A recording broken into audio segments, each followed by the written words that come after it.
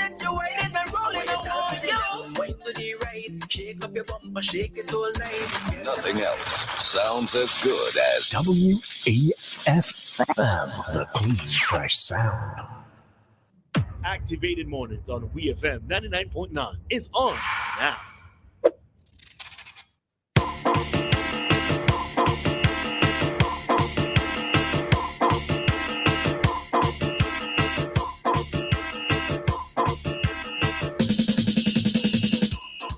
All right, and we are back for our final segment, sort of. Sort of? In talk. Oh, there's a mosquito just zooming around that I want to catch. Yeah, well, sort of. No, not big, and I want to squish it with my hands. Ew, brother, ew. Squish it and get the life out of it for annoying me, right? That's nasty. You don't squish mosquitoes? No, not like that. No, not like that. Not like that. Like you're playing with clay. No, please, not like that. Just and then go wash my hands. Oh. Right? Gotta get that last part in there. Yeah. All right. So we are back for our Talk to Me segment for today. And we have a question. Well, Chris and I are going, oh, you know what? Before we even do that, this is our Talk to Me segment. And if you have anything that you wish for us to discuss, you can feel free to call in at this time at 457-9997. The floor is open. If there's any question that you want to pose to Christal and I, any comment that you wish to make in anything that was previously discussed, whether it was on our previous segment with Mr. Weeks, our opening session with, I don't know why Christal is making faces, but she is so distracting at this moment. Counting down. But it's counting down. Yeah. I was at one. All right. Right. If there's anything that you wish to ask or state, you can do so at this time. The number to call is 457-9997. Right. But given that we have nobody in the meantime, between time. All right. Time has gone. Right. We are posing a question to you for our Talk to Me session. Are the Rural Carnivals watered down? Do you or have you observed a change in the celebration of the Rural Carnival events or a shift in the celebrations over the past couple of years, right? Now, I will start off that I have not really necessarily been an avid participant in, well, Carnival in a sense, and Rural Carnivals to a greater extent, right? But I find that when I look at the flyers or even I'll go to social media, and I see events happening, that it seems as if the components of Carnival have been slowly eroding or slowly coming out of what has been happening, right? It seems to have been, or it seems to now be evolving more around a situation of everything being a fit or a jump up or a wet fit or a juve type of activity, right?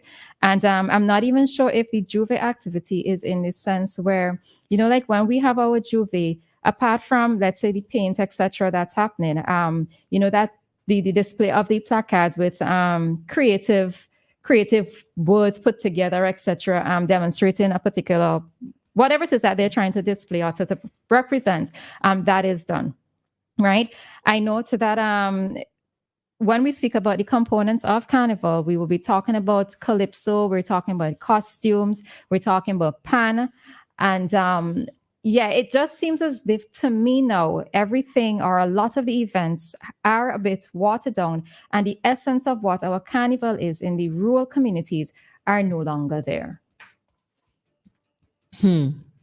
I have not, like you, I've gone to national events, but not so many rural carnival events. I went to Georgetown Sokomanak, I think it was 2 years ago.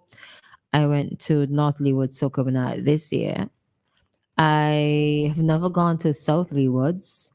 I have gone to an East St. George jump up twice. The second time I had to be persuaded to go because the first time I went, somebody lift me up and threw me in the air, and I'm like, I'm not coming back to this. It was 12. I was so traumatized. I was like, oh, look at my tiny body. No, don't do me that. Have I ever gone to the pageants? I cannot recall. I don't think so because it's not in my memory. I've also participated in national.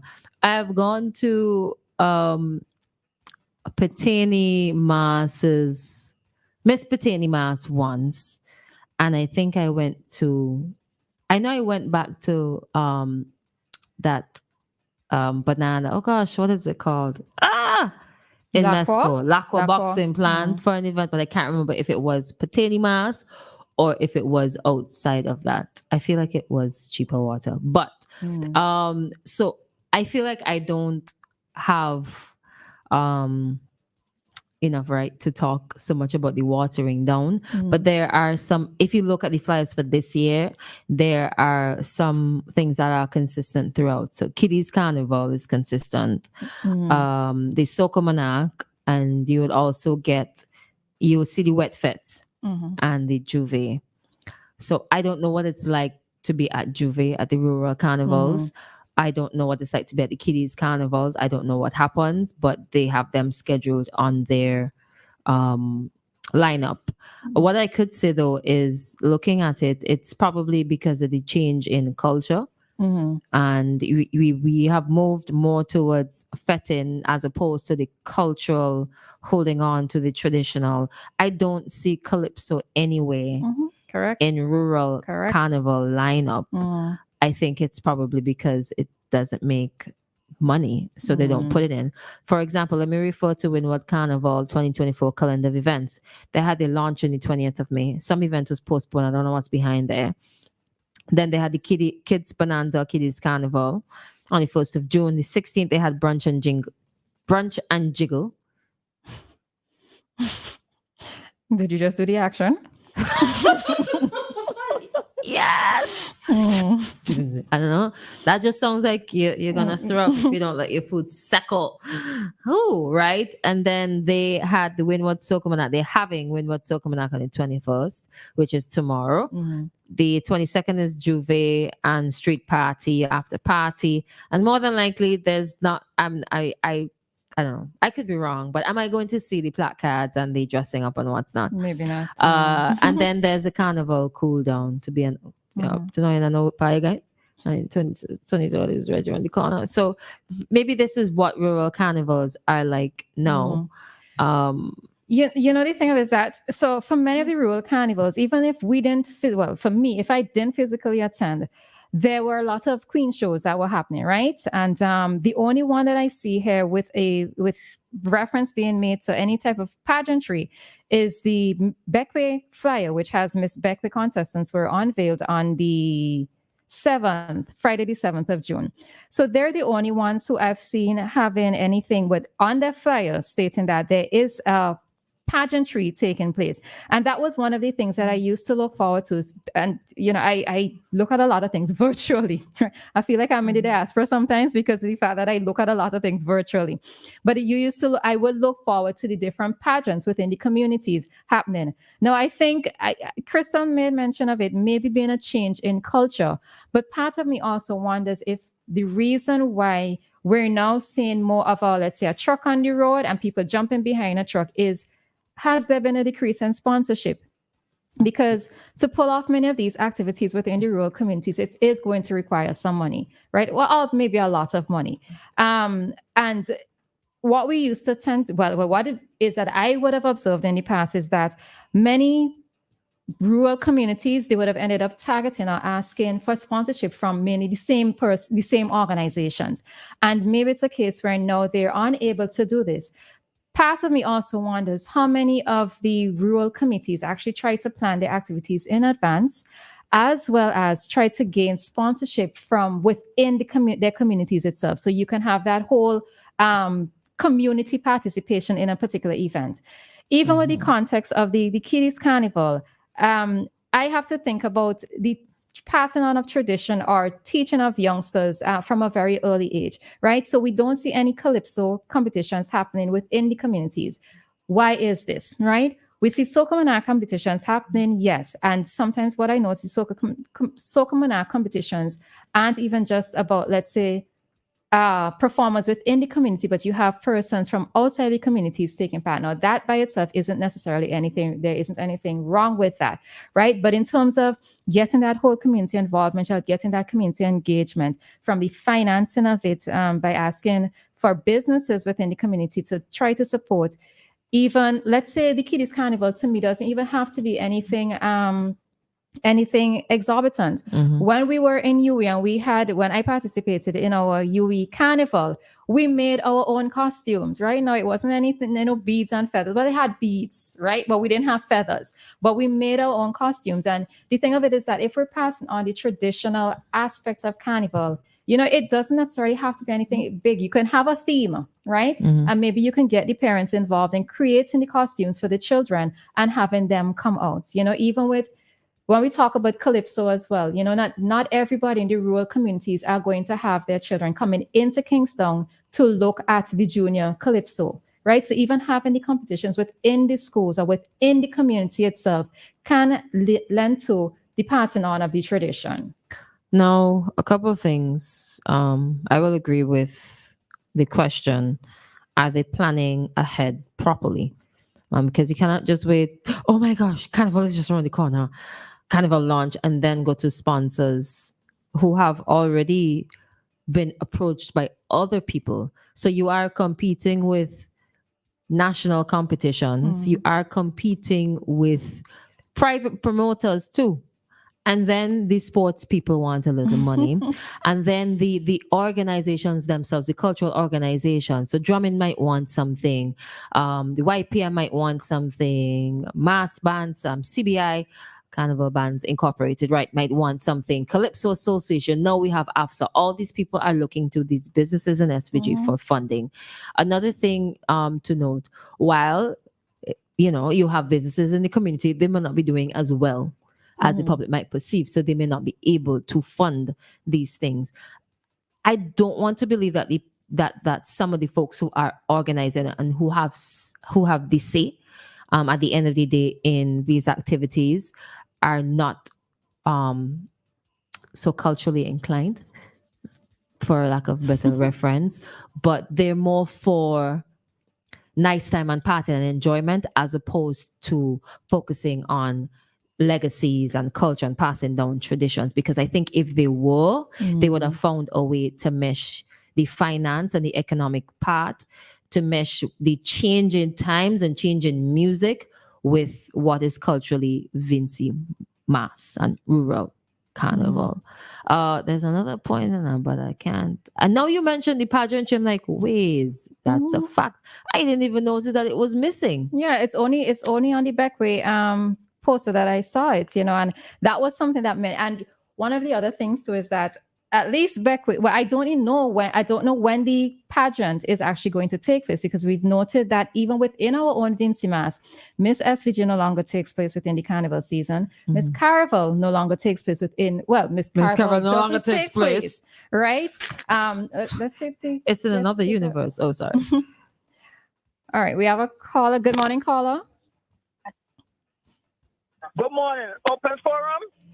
Yes, it is. Well, You have to think hard about it. No.